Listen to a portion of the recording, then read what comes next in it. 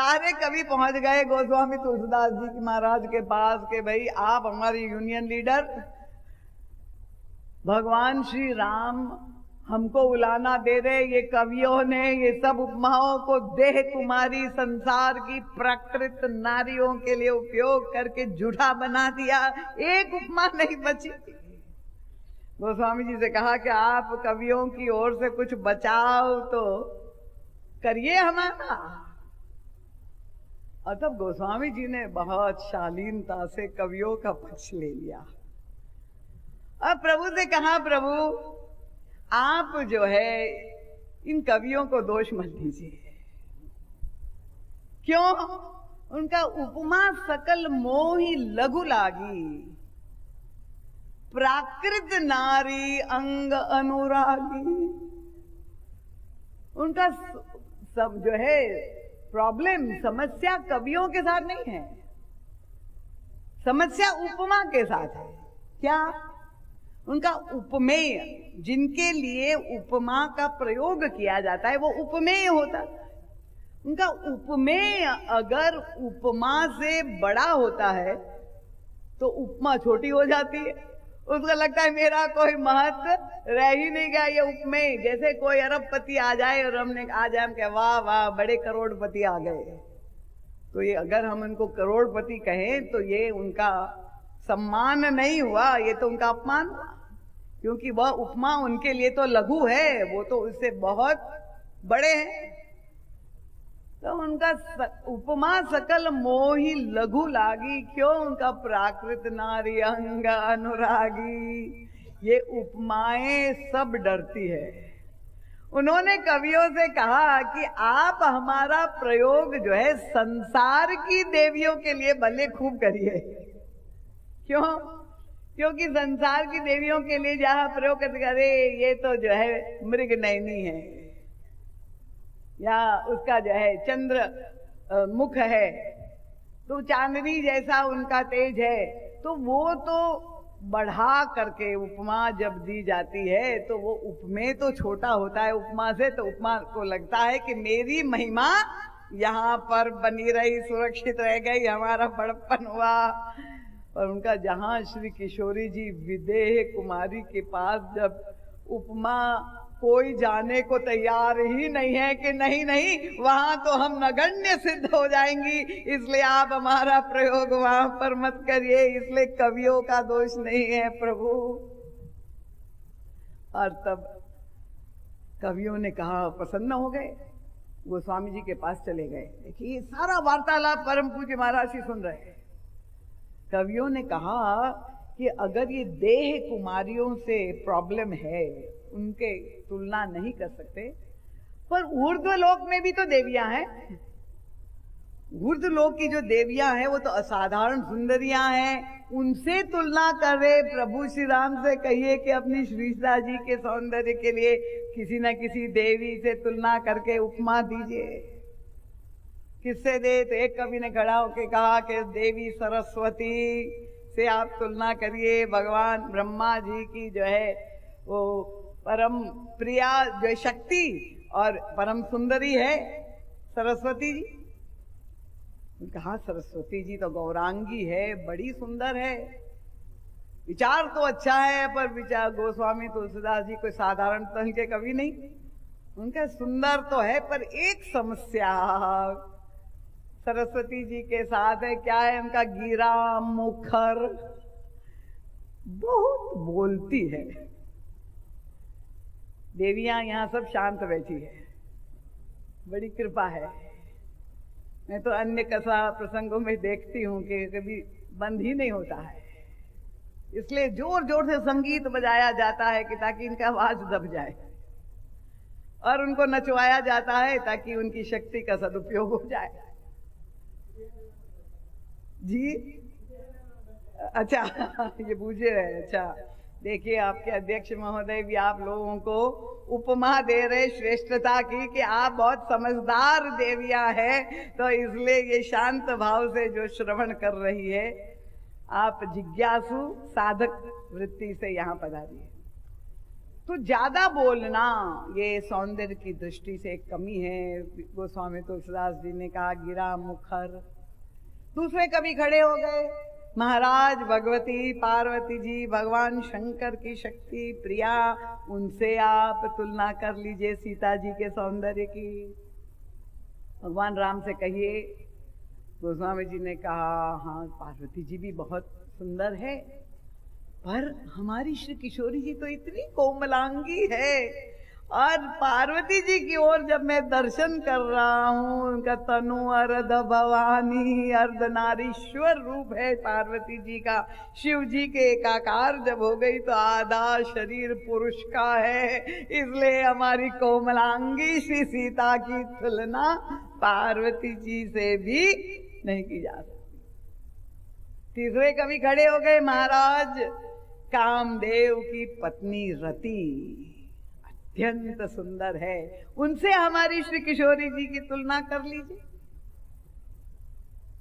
तो गोस्वामी तुलसीदास जी ने वहां भी देखा, हाँ ठीक है रति तो बड़ी सुंदर दिख रही है, पर उनके हृदय में झांक करके गोस्वामी जी ने देखा ओहो रति अति दुखित अतनुपति जाने, क्योंकि उनका पति कामदेव अनंग रूप में, भगवान शंकर ने जो श्राप दिया कथा तो आप जानते ही है, कामदेव को जला दिया था। और फिर उसने जब प्रार्थना की तो उन्होंने कहा वो अनंग रूप में जीवित रहेगा।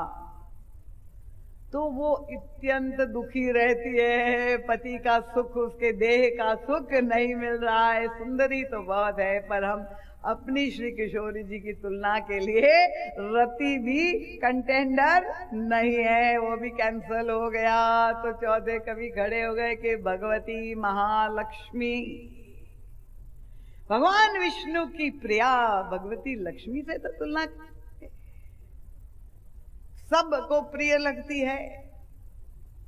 स्वामी जी ने कहा लक्ष्मी जी तो अत्यंत सुंदर है, इसमें कोई संदेह नहीं, पर लक्ष्मी जी के साथ एक समस्या है जिसके कारण निंदा होती है उनकी। क्या कि वो जहां भी जाती है तो अपने भाई बहन को, जब से समुद्र मंथन से प्रकट हुई तो भाई बहन कौन है उनका, विश्ववारुणी बंधु प्रिय जाई। तो कही रमा सम किमी वैदेही, वो भाई बहन विष और वारुणी, अनब्याही लक्ष्मी जिसके घर में आप बुलाएंगे तो वो आ जाएगी, जो जो लक्ष्मी के पुजारी है। पर ये अनब्याही लक्ष्मी जब आएगी तो भाई बहन को जरूर साथ में ले आएगी, वहां विष भी होगा और वारुणी का आनंद भी मिलेगा। और तब उन्होंने कहा नारायण से साथ जब लक्ष्मी आती है तब इस समस्या का समाधान होता है। इसलिए वो लक्ष्मी की भी तुलना में श्री सीता जी के सौंदर्य को प्रस्तुत करने के लिए लक्ष्मी जी से भी तुलना नहीं कर सकता। भगवान श्री राम की ओर गोस्वामी तुलसीदास जी ने देखा, प्रभु श्री किशोरी जी की सुंदरता के लिए क्या उपमा दी जाए। भगवान श्री राम उन्मुक्त भाव से आनंद लेते हुए कहा, अरे तुलसी, ये जो देवी खड़ी हुई है उसको सुंदर कहना तो उसका अपमान है। ये तो सुंदरता कहाँ सुंदर करई, छवि गृह दीप शिखा। क्या अद्भुत परिकल्पना है कि मानो सुंदरता ने एक स्त्री रूप, मूर्त सगुण रूप धारण कर लिया, पर्सोनिफाइड ब्यूटी, परम सुंदरी जो है देवी, जो सुंदरता ही घनीभूत सुंदरता नारी रूप धारण करके आ गई। और भगवान श्री राम की उत्प्रेक्षा देखे, बड़ा गर्व, जहां भी जाए सब देखे, ऐसा सम्मोहन नेत्र का विषय है, सौंदर्य आकर्षित करे। पर ये सुंदरता संसार में घूमती हुई जहां अचानक श्री सीता जी के सामने पड़ गई तो इतना अधिक उनको संकोच हो गया कि चरणों में गिर पड़ी। काहे का गर्व में पाल रही हूँ सुंदरता, इस दिव्य देवी का दर्शन किया नहीं था अभी तक। और जब वे चरणों में लौट पड़ी श्री किशोरी जी की, तो श्री किशोरी जी की कृपा दृष्टि जब उस सुंदरता पर पड़ गई तो भगवती सीता ने उसको सौंदर्य प्रदान किया। वो श्री सीता जी है जो सुंदरता को भी सुंदर बनाने वाली है। उनको मैं सुंदर कैसे कह सकता हूँ? भगवान श्री राम ने गोस्वामी जी से कहा। अब तो कवियों के सामने बड़ी जटिलता कि ये विदेह कुमारी के सौंदर्य या तुलनीय सौंदर्य या लौकिक सौंदर्य को प्रस्तुत करने के लिए साहित्य में कोई शब्द ही नहीं, कोई उपमा। तब गोस्वामी तुलसीदास जी के सामने चुनौती आ गई। उन्होंने कहा, जहां से हमने यात्रा प्रारंभ की थी, मंथन, गोस्वामी जी ने कहा मैं आज पुनः मंथन करूंगा। जैसे सतयुग में मंथन हुआ था समुद्र का, वैसा ही मैं एक मंथन आज फिर से करूंगा और उसके द्वारा एक नई लक्ष्मी का प्रादुर्भाव होगा, प्राकट्य करूंगा, नई लक्ष्मी जो उत्पन्न होगी। अब कवियों के कान खड़े हो गए, सब खड़े हो गए, अच्छा आप मंथन करेंगे महाराज, ये बताइए समुद्र कौन सा होगा? सतयुग में तो जो समुद्र था वो खारे जल का समुद्र था। गोस्वामी तुलसीदास जी ने कहा ये समुद्र नहीं चलेगा। अच्छा, समुद्र तो मैं जरूर रखूंगा, पर कौन सा समुद्र? तो अब गोस्वामी जी की कल्पना देखिए, क्या अद्भुत, किस पराकाष्ठा पे वो श्रृंगार को ले जा रहे हैं, किस डायमेंशन पर श्रृंगार रस पहुंच रहा है। उनका जौ छवि सुधा पयो निधि होई। समुद्र का मैं मंथन करने जा रहा हूं, पर ये समुद्र कोई खारे जल का स्थूल समुद्र नहीं, उनका छवि का ही अमृतमयी समुद्र, छवि का समुद्र। छवि का मतलब आप समझते हैं क्या है? किसी के सौंदर्य के साथ जो शब्द जुड़ते हैं, छवि की परिभाषा करने के लिए किसी भी भाषा में जो है उसका ट्रांसलेट करने के कोई पर्यायवाची शब्द नहीं है। छवि का हम तात्पर्य समझा सकते हैं कि अगर किसी की सौंदर्य में जो कांति है, जो सुषमा है, जो आभा मंडल है, उसका जो प्रभा मंडल है, जो प्रकाशमय है, जो उज्ज्वलता है, इंग्लिश में कहेंगे जिसके अंदर वो ग्रेसफुलनेस है, वो छवि, अगर उर्दू भाषा में कहे तो हुस्न छवि को कह सकते हैं। तो ये छवि का गोस्वामी जी ने कहा एक अमृतमय समुद्र है, ये सौंदर्य का मंथन करना है, इसमें कोई मारक तत्व नहीं होगा। अगर सौंदर्य में विष होगा तो मारकता होगी। उनका ये अमृतमय छवि का सौंदर्य, ठीक है। उसका मंथन सतयुग में किया गया था। मथानी चाहिए समुद्र मंथन के लिए, किसको चुना था? मंदराचल पर्वत को। तो आप मंदराचल पर्वत को बुलाएंगे? उनका नहीं, मेरी मथानी भी बदल गई। किसको आप मथानी के रूप में प्रयोग करेंगे? उन्होंने कहा कि श्रृंगार रस को बनाऊंगा मथानी। अब श्रृंगार रस, जैसे मथानी मंदराचल को बनाया गया था, तो पर्वत, देखिए छोटी सी मथानी, जब आप मक्खन निकालना चाहते हैं, दही को बिलोते हैं, घर में भोजन बनाते समय, तो हल्की होती है मथानी, तब तो उसको चलाना सरल होता है। पर मथानी अगर बहुत भारी हो जाए देवताओं के दैत्यों के सामने यही समस्या थी। प्रभु ने कहा, विष्णु भगवान ने कहा मंदराचल को ले आओ कि समुद्र को मथना है, और जहां मंदराचल पर्वत को जो अचल है उसको चलायमान करना था, पर वो मथानी ही इतनी भारी थी कि वो नीचे धंसने लगी। इतनी भारी मथानी हो कि अगर आपका बर्तन ही का नीचे जो पेंदी है वही टूट जाए। उनका यहां पर श्रृंगार रस को मैं मथानी तो बनाऊंगा, पर ये श्रृंगार रस क्योंकि उसके कारण पतन जैसी घटनाएं, पूरा इतिहास इसका साक्षी है। जो बड़े बड़े राजाओं के दरबार में श्रृंगार रस के कवियों ने श्रृंगार की कविताएं सुना सुना करके जिस विलासिता को जन्म दिया, उसके कारण सारे राज्यों का पतन हो गया। तो गोस्वामी जी ने कहा कि ये मथानी श्रृंगार रस है, पर अगर ये ढुलकने लगे, गिरने लगे, तो उसके लिए रस्सी से उसको बांधना आवश्यक है। ये रस्सी कौन सी है? उनका सतयुग में तो कवियों ने कहा, भगवान विष्णु ने कहा था वासुकी नाग को आप रस्सी बनाइए। आप किसको बनाएंगे? गोस्वामी जी ने कहा नहीं, मेरी रस्सी भी दूसरी नहीं।